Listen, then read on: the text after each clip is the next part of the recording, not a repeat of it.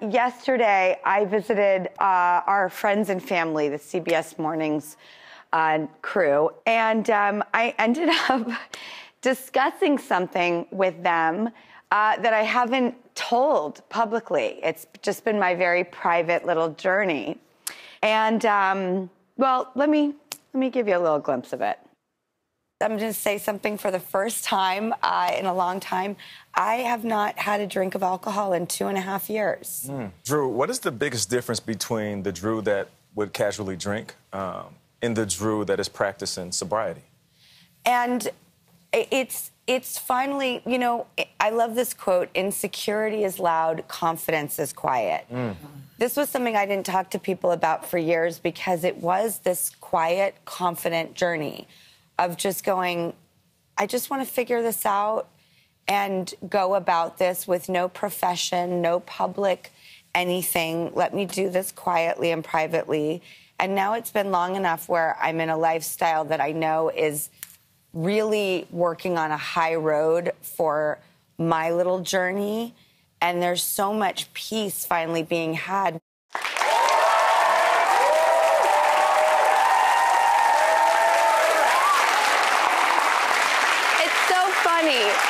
When we reveal ourselves and our truths and the things we've worked so hard for, it's so liberating and vulnerable all at the same time. And I really want to attribute this liberation and this moment in my life to our first guest. I just really want to thank Machine Gun Kelly for inspiring the beginning of this journey. I've wanted to go deeper on this show. I wanted to pull back the veneers, and he has really brought to this show what, for me, has been one of the greater honors to have this kind of a conversation, and it's really a testament to him. So please take a look. Well, it has been quite a year for our first guest. His latest album, Tickets to My Downfall, debuted at #1 on the Billboard 200. That's right! And he just won an American Music Award for Favorite Rock Artist. He is someone that we all just love so much. Oh, and he's a budding nail entrepreneur and artist as well. Please welcome someone I've been so excited to meet and talk to. It's Machine Gun Kelly!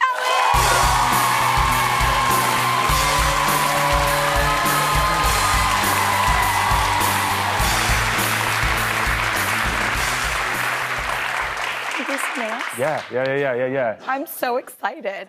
So your new nail collection, Undone Lacquer. Yeah, this is what I'm thinking. I like this. Let's do this. I'm so excited. I'm like having a really weird day, so I just want you to, I don't want to come off like I'm cold or I'm like shy. I'm a little insular and I'm just having an odd day. You're in a really safe space. The other day, I walked in here and I started crying at the beginning of the intro. We started here in a pandemic and everybody was terrified. And I think this show, this space, was born in a time where we get to keep it very real and be honest. Maybe you can feel that in the room and feel safe. I think I'm new to being vulnerable outside of songs, so it's like I see a lot of pictures of me, and there's like smiles on them, and I'm always like, it's just weird though, because I didn't feel good at all that day.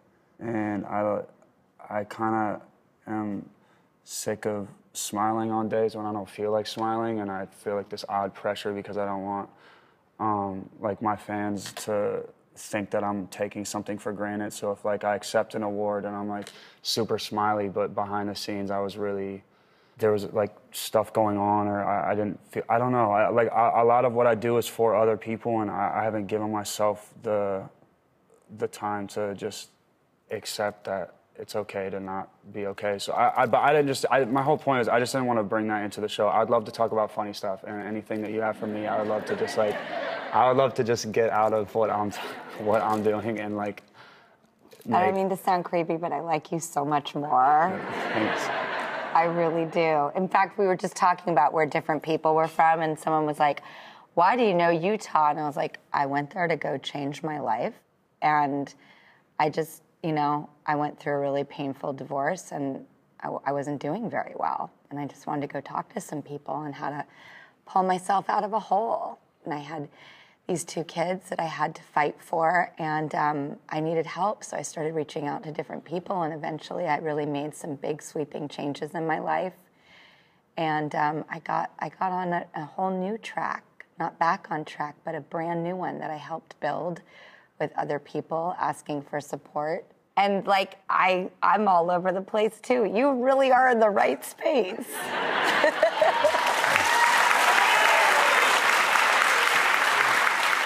Who do you go to for support when you're feeling like this? Well, my girl is really centered and kind of was like the one who encouraged me to face my past and stuff and pick out what it is that I'm running from and why I put on those smiles that I don't want to wear and stuff like that. And so that was big for me. And I think also I was just walking behind my daughter in the airport the other day, and she just has this walk. It's this pure bounce.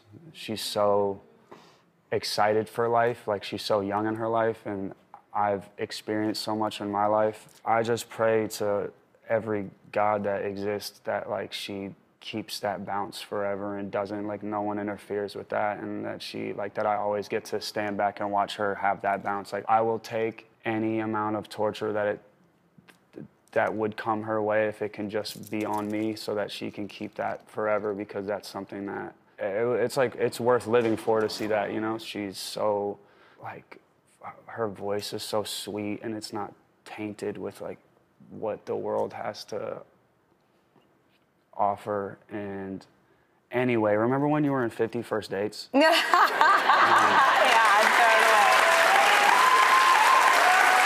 I'm so in love with my children. I never knew what life or love was until I was born the day they were. They changed everything for me. And whatever experiences I had or went through, they just made me think, I have to figure this out and become a strong, wise person for them. And now my daughter, the other day I got lost driving and I was just flipping out behind the wheel. And my daughter was like, Mom, you need to take a deep breath and calm down. Yeah. And I was like, yeah. And I was like, I just was so grateful to her for being now the roles are reversing. Yeah, no, and she's like my mom. What was the last thing your daughter told you that was smarter than what you would have said or done? The other day I had to witness myself being a rule follower for the first time and her breaking a rule for the first time. I was like, oh God, what's happening? I was at I took her to Greece, and her, Megan, and I went to the Parthenon, and we went to Acropolis, and we got up there, and I made the stupid mistake of looking at the section that's restricted, and I was like, I bet all the cool stuff's in there. And Megan was like, well, shouldn't we go? And I was like, nah, probably not. I watched The Mummy and National Treasure and all the people that touch things that aren't supposed to be touched, and watched it go really bad. And she was like, well, Casey, do you want to go? And I was like, and Casey was like, yeah. And I was like, oh God, I'm just going to stay here. And they went across the ropes, and then the door burst open. They were like, what are you doing? And I was like, and they screamed and ran away, and we got kicked out the Parthenon. But it was, yes! But it's a proud moment. There was also a proud moment was this isn't a proud moment, but there was, I got a call one time, her school was like, hey, so, your daughter got into a thing with this boy. And I was like, what happened? And they were like, the boy was talking bad about you. And I was like,